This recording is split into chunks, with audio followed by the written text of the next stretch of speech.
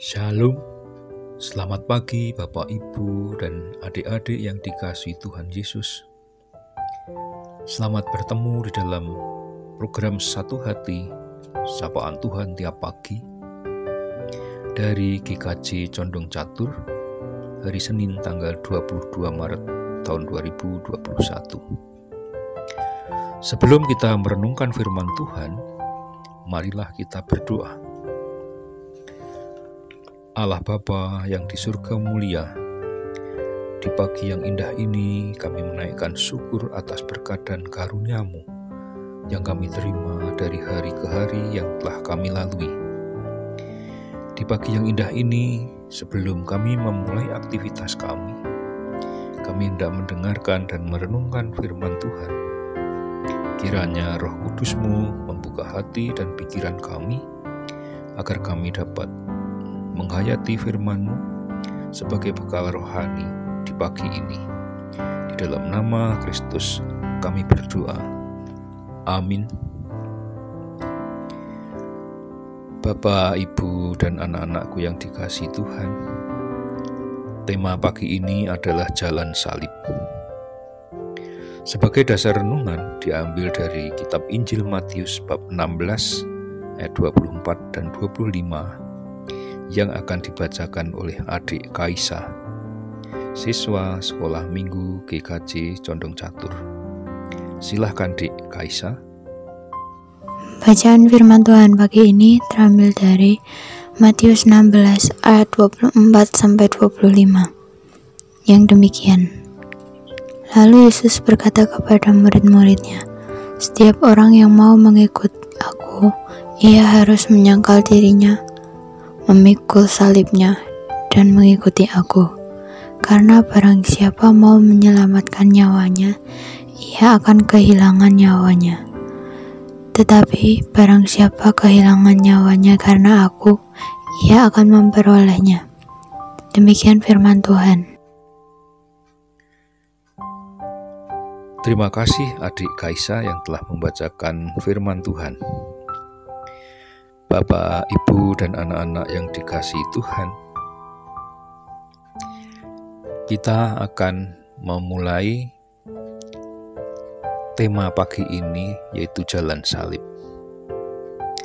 Saya akan membacakan Matius bab 16 ayat 24. Lalu Yesus berkata kepada murid-muridnya, "Setiap orang yang mau mengikut aku, ia harus menyangkal dirinya, memikul salibnya, dan mengikut aku."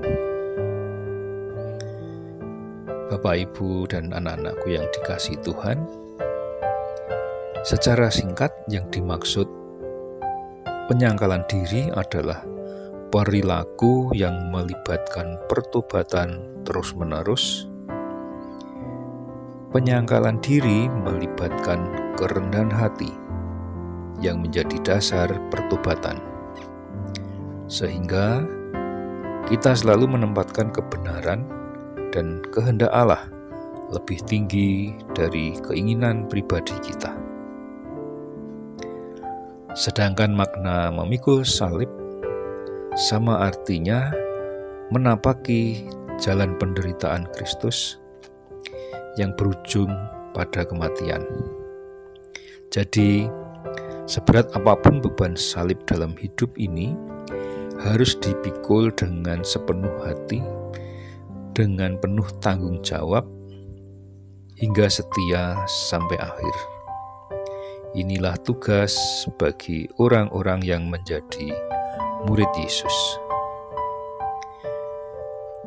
Bagaimana asal liturgi jalan salib ini?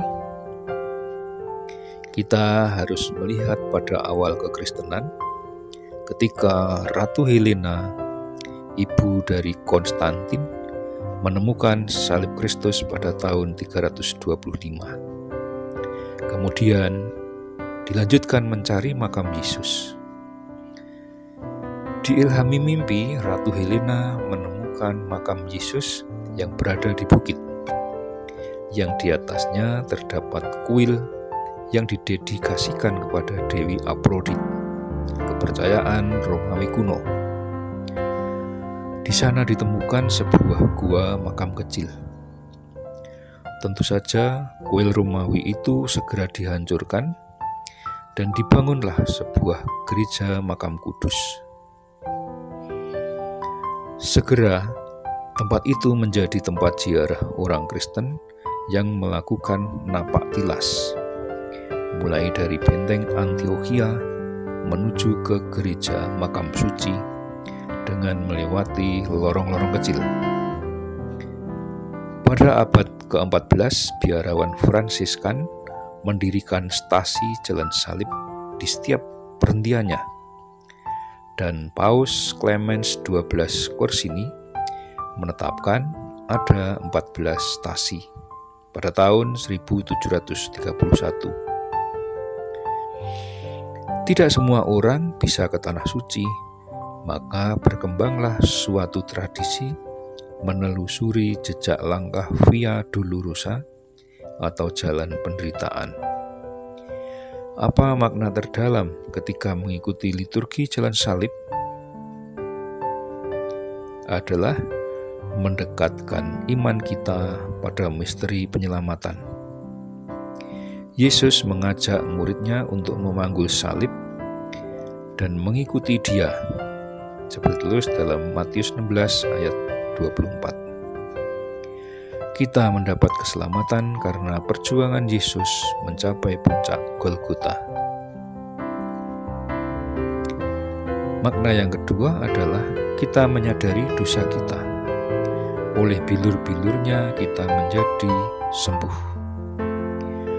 Pada masa Prapaskah kita diajak menyesali dosa kita, diakhiri dengan sikap penyerahan diri kita sepenuh hati, sehingga kita dapat bertobat sungguh-sungguh dan hidup sebagai manusia baru yang ditebus dengan darah yang mahal. Amin. Marilah kita berdoa.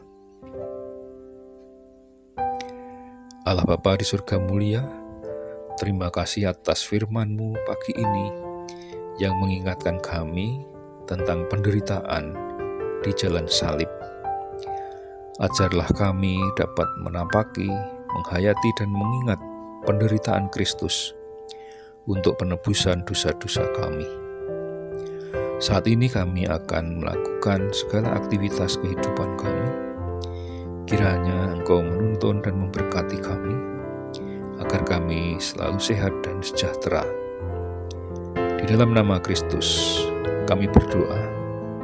Amin. Demikianlah renungan satu hati. Semoga dapat menyegarkan pagi ini.